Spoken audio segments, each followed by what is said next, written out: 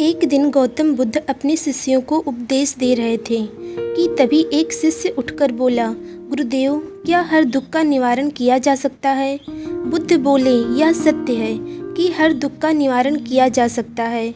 इसी संदर्भ में मैं तुम्हें एक कथा सुनाता हूँ, सुनो। एक सेठ था, उसका एक नौकर था। नौकर बड़े लंबे समय से उसके पास काम करता था। वह बड़ा ईमानदार था, साफ सफाई का पूरा ध्यान रखता था, इसलिए सेठ जी उससे बहुत प्रसन्न रहते थे। एक दिन शाम को जब सेठ जी घर आए तो देखा कि उनकी पुरानी दीवार घड़ी टूटी पड़ी है। उन्होंने नौकर को बुलाकर पूछा, यह घड़ी कैसे टूट गई? नौकर ने कहा, मालिक, मैं सफाई कर रहा था कि घड़ी हाथ से छूट गई और टूट गई। गलती मेरी है, कृपया आप मुझे क्षमा करें। सेठ को बहुत गुस्सा आया। सेठ तेज आवाज में बोला, क्षमा मांगने से क्या होता है?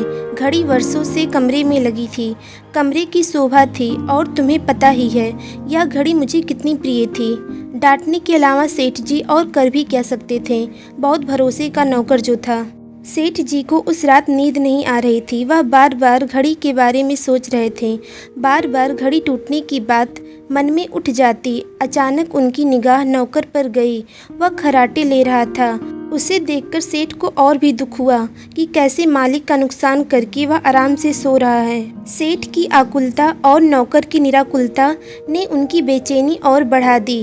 अगले दिन सेठ ने एक प्रयोग किया। नौकर ने दिन भर काम किया।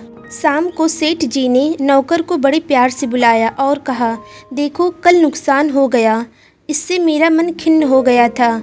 इसी नाते मैंने तुम्हें डांटा, पर यह तो कल की बात थी। आज मेरा मन बहुत प्रसन्न है। तुम मेरे साथ इतने दिन से हो, मेरी इतनी सेवा करते हो, इतना अच्छा काम करते हो। कल ही मेरे मन में यह ख्याल आया था कि तुम्हें तुम्हारी सेवा के लिए कुछ इनाम दिया जाए।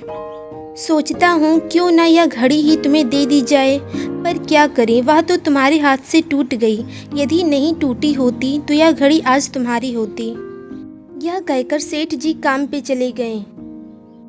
उस रात सेठ तो बड़े आराम से सोया, पर नौकर सारी रात करवटें बदलता रहा। बार बार उसके मन में एक ही बात आती रही कि अगर घड़ी टूटी ना होती तो आज वह मुझे मिल जाती। उसे अफसोस हो रहा था कि घड़ी टूट कैसे गई। कथा सुनाकर बुद्ध बोले, अब शायद तुम समझ ही चुके होगे कि लोभ ही दुख का सबसे बड़ा कारण है। अगर हम लोभ को त्याग दें तो दुनिया के आधे दुख से वैसे ही छुटकारा मिल जाएगा।